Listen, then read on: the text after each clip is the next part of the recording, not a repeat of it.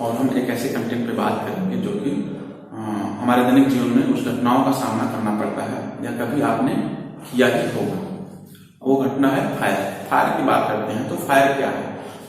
Fire एक ऐसा chemical reaction है जिसमें कंसिस्ट ऑफ 3 कंपोनेंट। ये जब 3 कंपोनेंट मिलते हैं तो आग लगती है। अब ये 3 कंपोनेंट क्या क्या है? Heat, fuel, oxygen. हम एक एक कंपोनेंट के ऊपर बात करेंगे विस्तार से। ऑक्सीजन की बात करते हैं तो वातावरण में 21% ऑक्सीजन होता है और 21% से ऑक्सीजन कम जब होने लगेगा तो वहां पर मनुष्य को ब्रीदिंग लेने में प्रॉब्लम होने लगती है। इसी तरह ठीक किसी भी वस्तु को या किसी भी पदार्थ को जलने के लिए कम से कम 16% ऑक्सीजन होना चाहिए। अगर 16% से ऑक्सीजन कम है तो वहां पर आग नहीं लगेगी, स्मोक होगा। और जब उसे पर्याप्त मात्रा में ऑक्सीजन मिलेगा तब वहां पर आग लग सकती है। Component number 2, fuel. अब फ्यूल का रूप कैसा हो सकता है? तो आपने पढ़ा ही होगा जो किसी भी पदार्थ की जो कि 3 रूप में हो सकता है, ठोस, द्रव और गैस के रूप में। तो फ्यूल की बात करते हैं तो फ्यूल 3 रूप में होता है, ठोस, गैस और द्रव। तो ठोस की बात करते हैं तो उसमें होता है आपका लकड़ी, फर्नीचर, कपड़े, लोहा, प्लास्टिक इत्यादि सारी चीजें ठोस होती हैं। हम बात करते हैं लिक्विड की, gasoline, kerosene, petrol, oil, paint इत्यादि, ये सारी चीजें लिक्विड में आ जाती है। बात करते हैं नेचुरल गैस होती है जिसमें कि नेचुरल गैस में एक धरती के ऊपर आउटर लेयर पे नेचुरल गैस होती है, इसमें ऑक्सीजन, नाइट्रोजन और अदर गैसेस होती हैं। और इंटरनल लेयर की बात करते हैं तो उसमें ब्यूटेन, प्रोपेन, हीलियम इत्यादि होती हैं। ठोस, द्रव, गैस की बात हो गई। ये हो गया आपका सॉलिड के रूप में। अब बात करते हैं हीट के बारे में। हीट क्या है?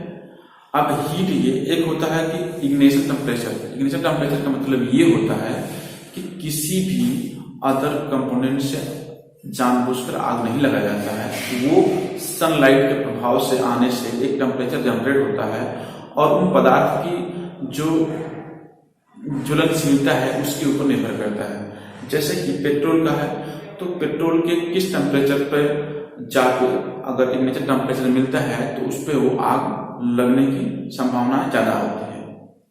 पिछले वीडियो में आपने देखा होगा कि मैंने एक आसाम के जिले में एक कुएं में आग लग जाती है, नेचुरल कुएं में, वेल में, और उसमें इग्निशन टेम्परेचर से आग लग सकती है। वहां पर कोई आग नहीं लगाया था क्योंकि वहां पर मीथेन, ब्यूटेन, प्रोपेन का लीकेज हो रहा था और जैसे ही इग्निशन टेम्परेचर मिला उसको, टेम्परेचर ज्यादा हुआ तो ऑटोमेटिकली वहां पर आग लग गई।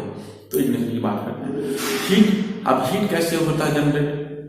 एक तो हीट होता है कि किसी इलेक्ट्रिक शॉर्ट हो गया, वहां पे हीट पैदा हो गया, या फिर आकाशीय बिजली के द्वारा हो गया, या फिर जो कांच के टुकड़े होते हैं, आप जब छोटे होंगे तो कभी न कभी प्रत्यक्ष रूप से आपने इसका उपयोग किया ही होगा।